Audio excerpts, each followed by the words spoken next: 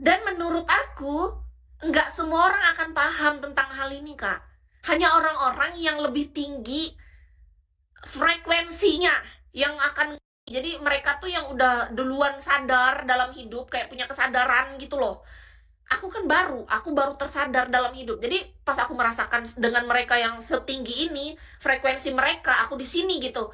Kerasanya, aku merasa, oh di sini tuh ternyata yang membuat aku, yang selama ini tuh aku ngerasa aku hampa, aku kosong, terisi gitu. Itu, Kak, kerasanya, tapi aku nggak bisa menjelaskannya sedetail itu. Cuman hati aku yang merasanya di sini kerasa dari yang kosong tuh terisi sesuatu yang selama ini ternyata aku butuh ini gitu. Sibuk jualan sama Koko, nggak ada, itu mah otak kakak jualan-jualan sama Koko, otak kakak. Aduh, yang maha kuasa nih jadi saksi gimana perjalanan panjang Kis bolak-balik ke Bali itu, Kak. Yang maha kuasa dah sebagai saksi. Itu aja. Pegangan Kis adalah yang maha kuasa yang jadi saksi perjalanan bolak-baliknya Kis untuk sampai mendapatkan kesadaran.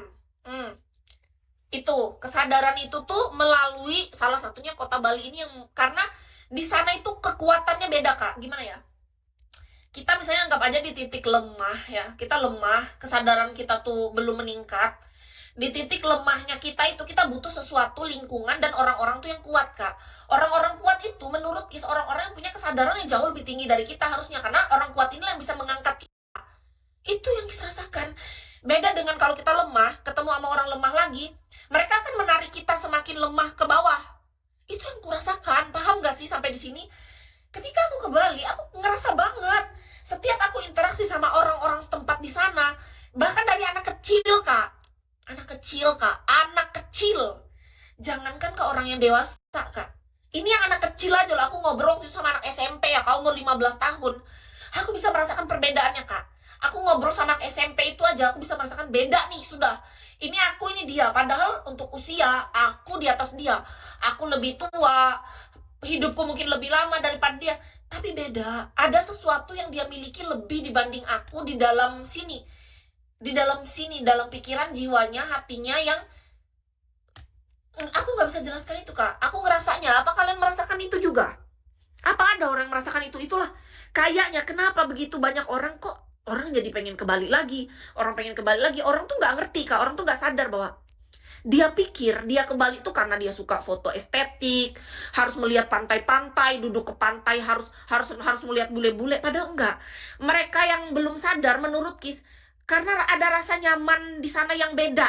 Ada rasa kita tuh diterima pertama, kita benar-benar menjadi diri sendiri. Terus ada sesuatu yang kosong dalam diri kita tuh yang keisi.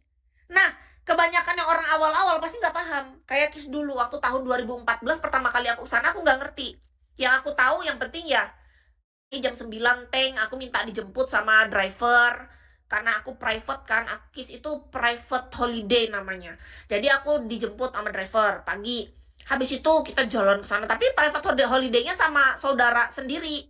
Karena di sana kan saudara Kis bukan saudara dekat sih, kayak jauh aja, kita kayak saling kenal aja gitu loh, kayak saudara jauh. Tapi dia kayak punya bisnis di Bali, bisnis holiday. Apa sih namanya itu? Intinya bisnis holiday lah. Jadi saudara Kis di sana kan rata-rata semuanya punya bisnis. Nah, salah satunya di Denpasar itu dia punya bisnis itu. Jadi aku panggil lah adek itu untuk jemput pagi jam 9. Jalanlah sana. Kalau kita orang awal-awal, bukan masalah mistis. Enggak, jauh. Kalau dari sisi Kis, ya terserah. Mungkin kalau di dunia ini kan memang ada kayak orang manusia ada masalah mistis-mistis. Kita bukan berarti kita nggak percaya. Memang hal-hal kayak gitu tuh ada.